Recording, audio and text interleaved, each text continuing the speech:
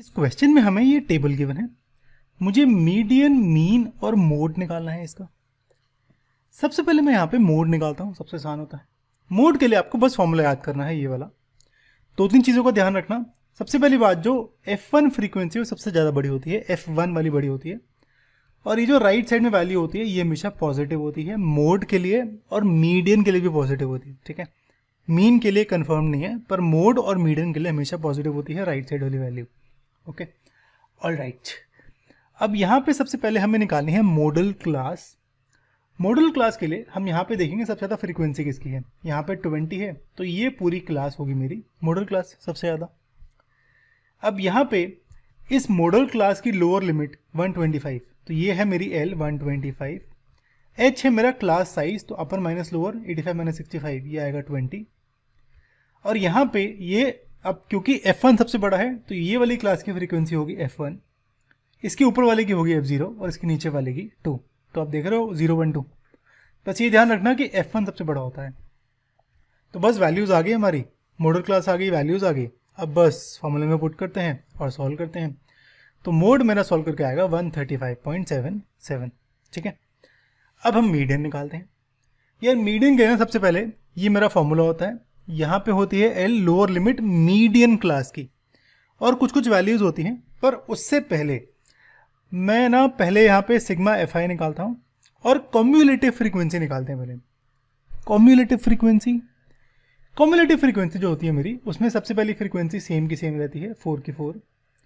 अगली वाली जो फ्रीक्वेंसी है वो हो जाती है ऊपर वाली 4 और नीचे वाली 5, इन दोनों का सम, 4 + 5 9।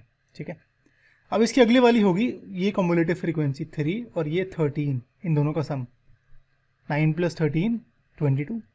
ऐसे ही इसका 22 + 20 42 एंड सो ऑन। तो इसका 42 + 14 56 एंड सो ऑन।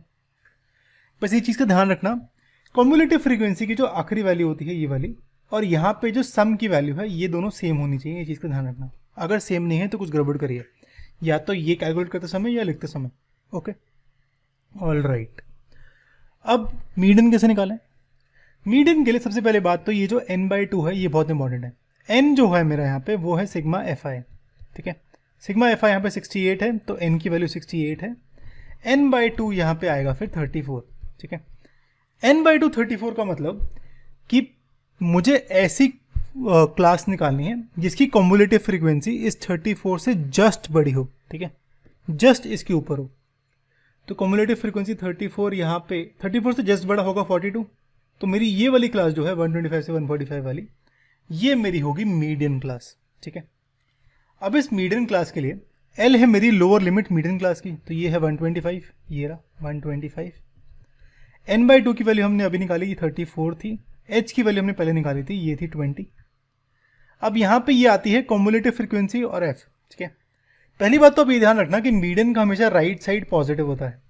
तो ये जो कॉम्युलेटिव फ्रीक्वेंसी है ये 42 नहीं हो सकती, 42 कर दूंगा तो नेगेटिव में आ जाएगा। ठीक है, तो कॉम्युलेटिव फ्रीक्वेंसी होती है इसके पहले वाली, यानी 22 आएगी। तो CF की वैल्यू 22 आएगी। और फ्रीक्वेंसी, ये जो फ्रीक्वेंसी है ये होती है फ्रीक्वेंसी इसी क्लास की, मॉडल क्लास की, मीडियन क्लास की, सॉरी। तो ये F की वैल्यू है 20। ठीक है, तो सारी वैल्यूज कंफर्म्ड है, लिख लेता हूँ मैं। n/2 की वैल्यू ये है, तो ये median class. LH cumulative frequency, F की वैल्यू कंफर्म्ड है। तो बस वैल्यू पुट करते हैं फॉर्मूले में, इसको सॉल्व करेंगे तो ये आएगा 137। मीडियन आ गया, मीन आ गया, मीडियन आ गया, मोड आ गया। अब निकालते हैं मीन।